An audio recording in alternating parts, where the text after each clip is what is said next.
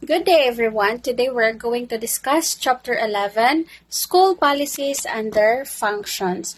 Now, before we proceed, let's define what is policy. Now, according to Cambridge Dictionary, policy is a set of ideas or a plan of what to do in particular situation that has been agreed to officially by a group of people, a business organization, a government, or a political party. Alright, now at the end of this chapter, we are going to explain the importance of school policies in school operation. Now, schools are institutions motivated by a shared vision. Necessarily, schools must have policies for them to realize their vision and mission. These policies are a reflection of the values of the people who created them. Whatever policies are formulated must redound to the improved teaching, learning of learners, which is the very reason of the existence of schools. Now we have here the examples of the policy. Here is a part of the policy on grading 2015, dated April 15, 2015. We have here written performance, task, quarterly assessment, and languages. ESP is 30%, 50%, and 20%. Now, for science and math is written work performance is 40%, task 40%, and quarterly assessment is 20%. Now, for the MAPI or EPP and TLE, written work performance is 20%, task 60%, and for assessment is 20%.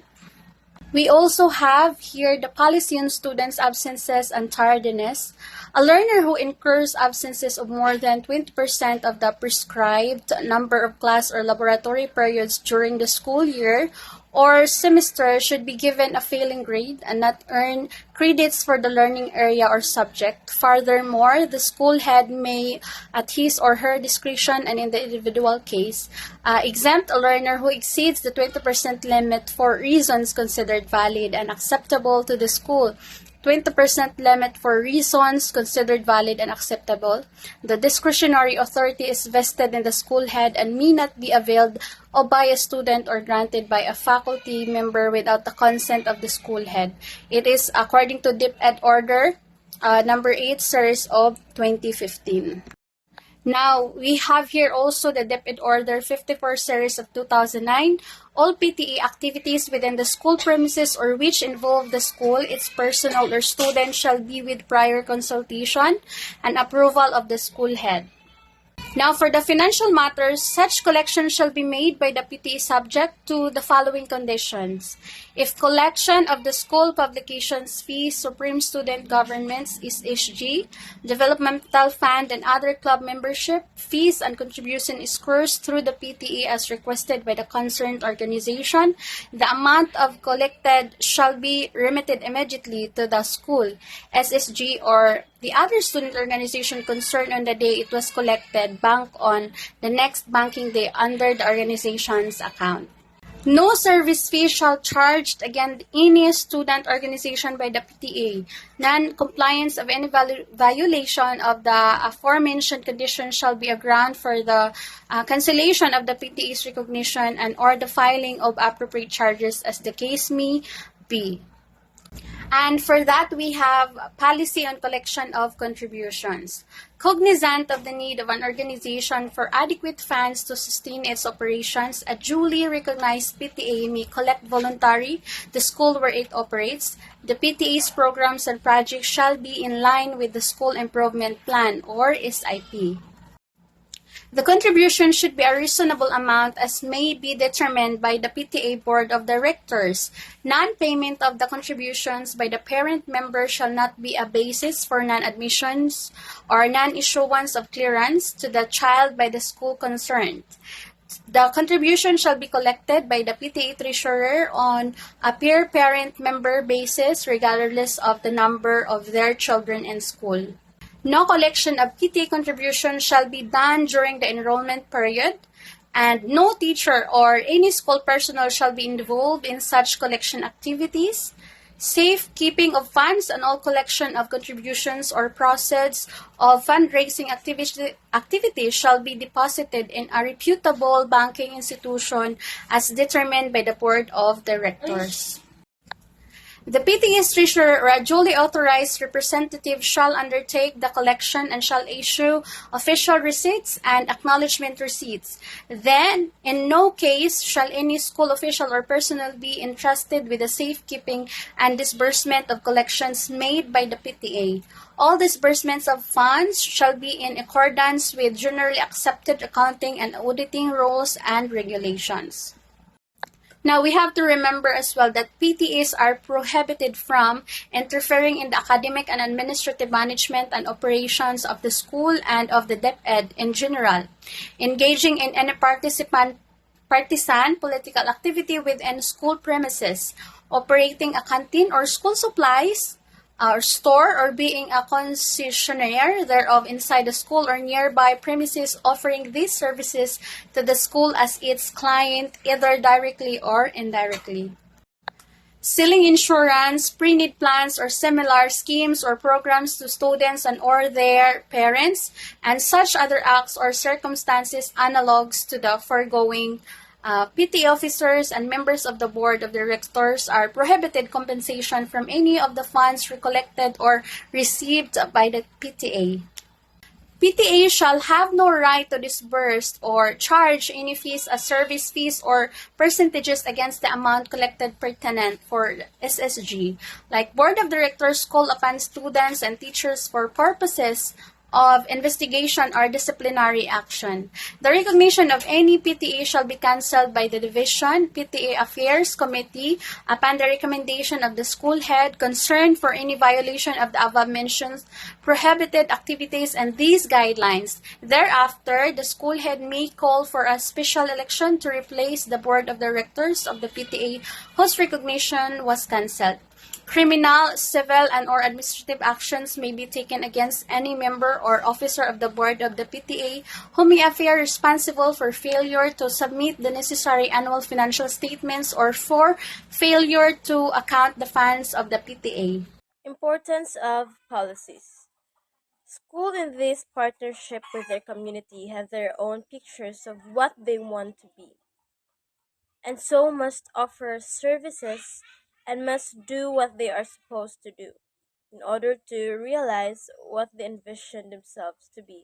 Like the mission and vision, it is one of the policy in our institutions, in every institutions. Policies provide clear directions and guidelines, ensuring that individuals with an organization or community understand what is expected to them. So, policies promote uniformity in decision making and actions. This consistency helps and avoid confusions and ensures a fair treatment for every involved. Also, policies are often aligned with the legal regulations and compliance standards. For this to happen, policies must be in, in place. Observance of these policies ensures everyone in the school community to toe the line. And conditions are ideal when all members of school communities are perfect school heads, teacher, students, parents, non-teaching personnel, and other members of the outside community.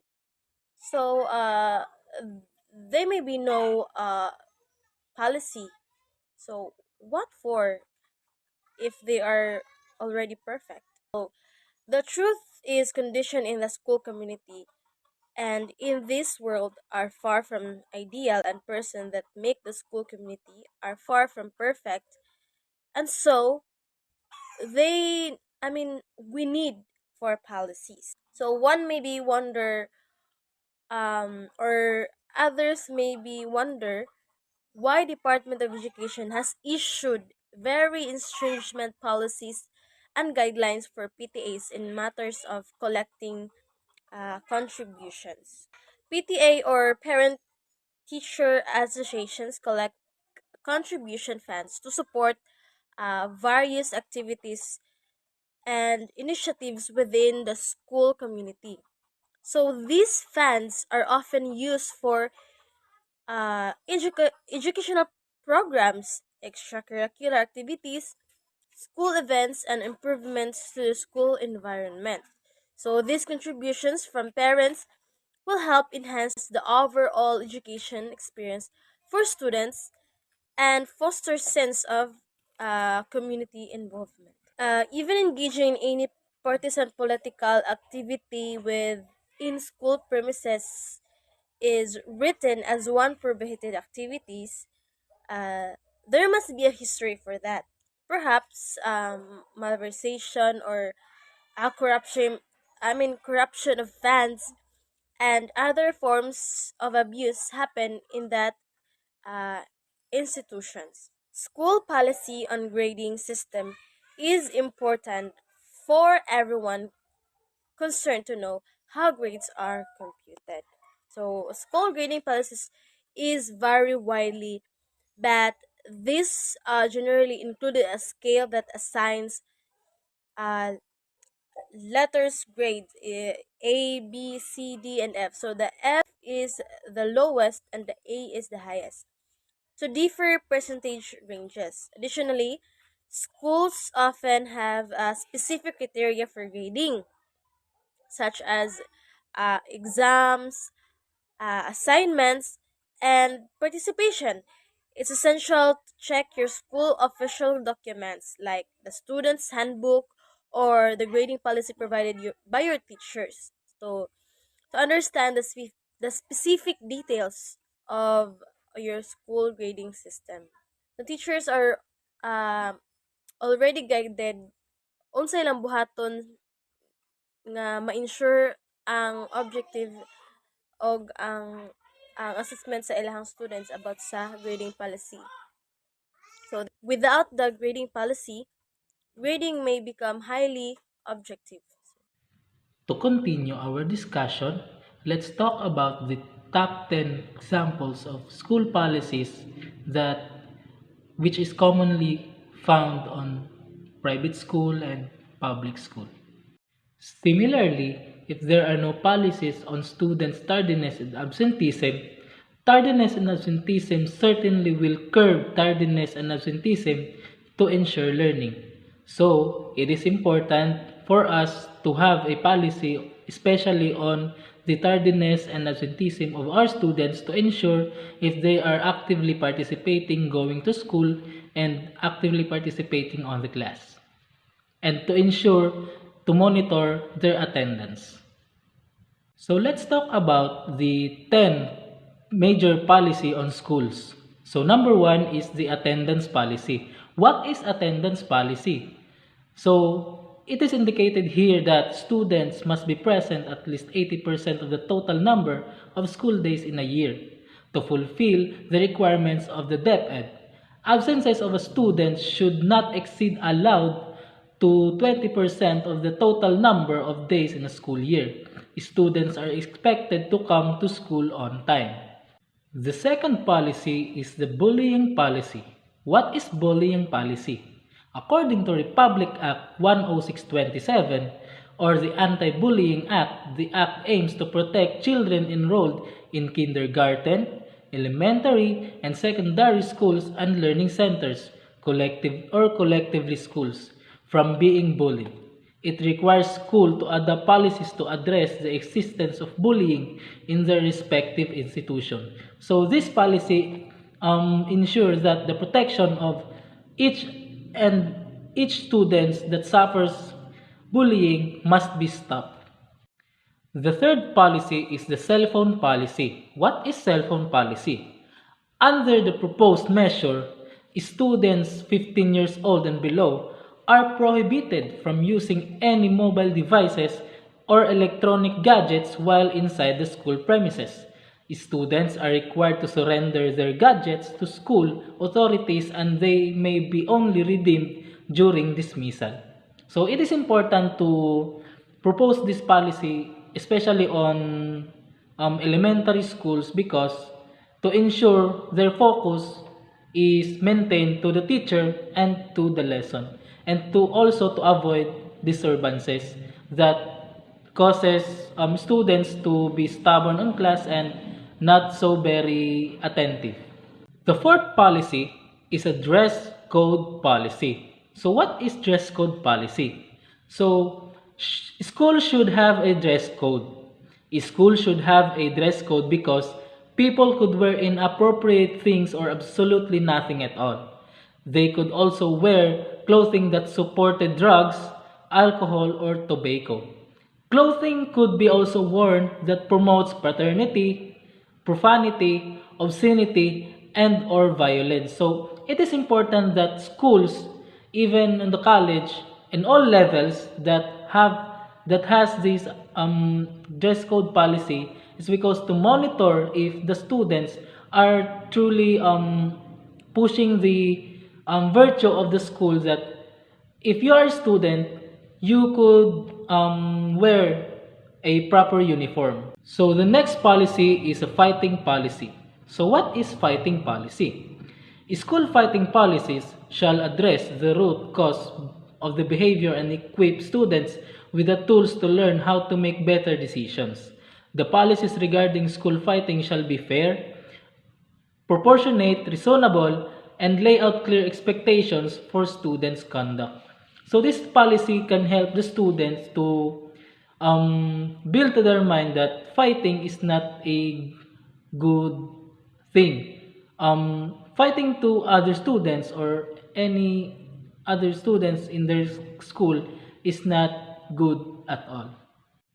The next policy is the respect policy. So what is the respect policy? The value of respect in school cannot be undersold. It is as powerful of a change agent as a new program or a great teacher. A lack of respect can be downright detrimental, completely undermining the mission of teaching and learning. In recent years, it seems that a respectful learning environment is almost non-existent in many schools across the country, because we can observe right now that our children or the other children on some schools are not so very respectful on their peers, on their teachers, even on their elders.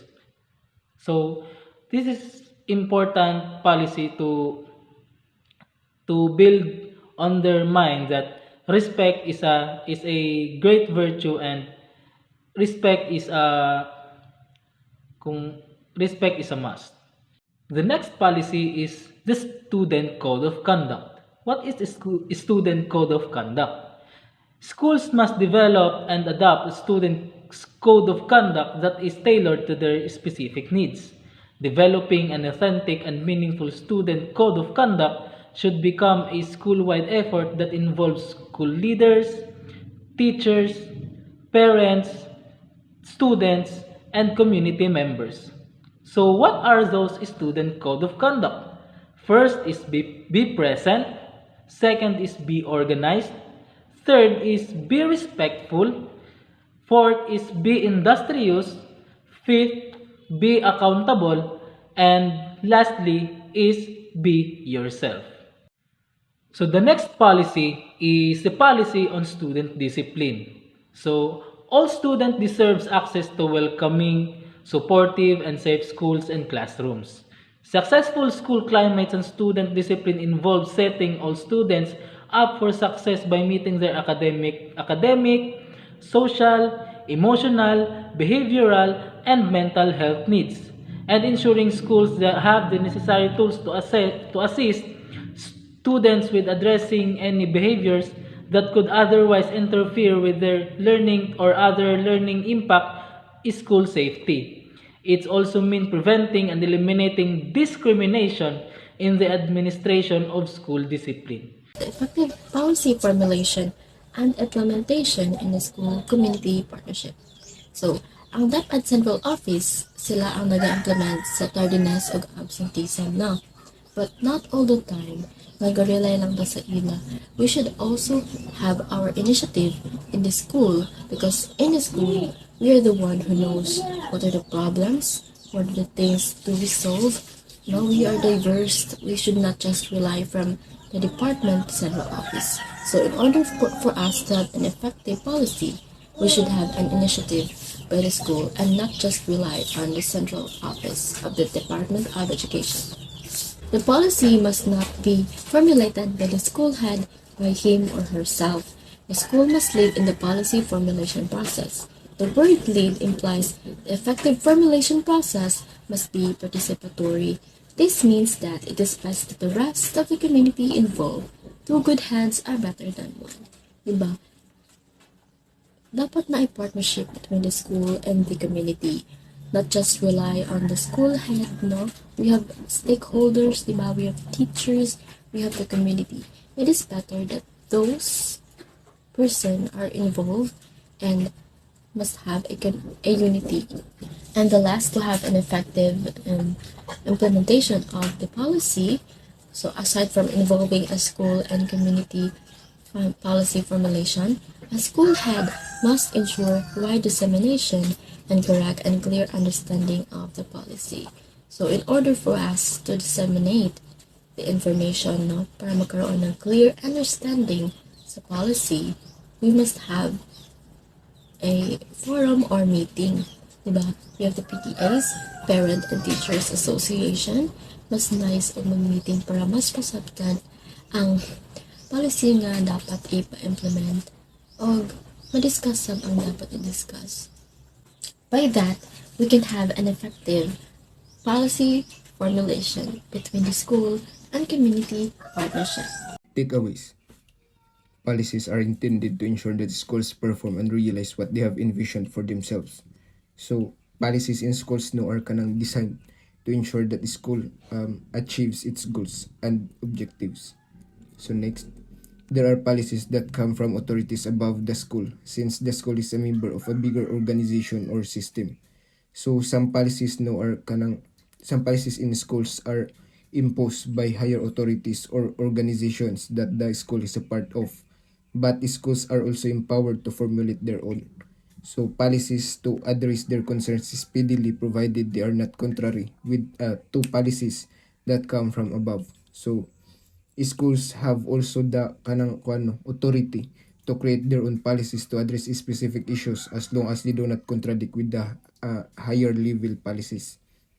So next, school policies are effective when they are formulated with the participation of the members of the school and community, as this develops sense of ownership, which ensures implementation of the family.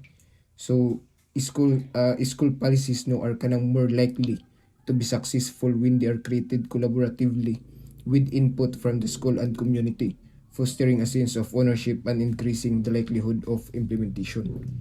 So next, policies must also be widely disseminated for the information of the entire system, school and community, and must be understood correctly and clear. So policies should be widely communicated and easily understood by the entire school and community. Then last, policies set order in schools.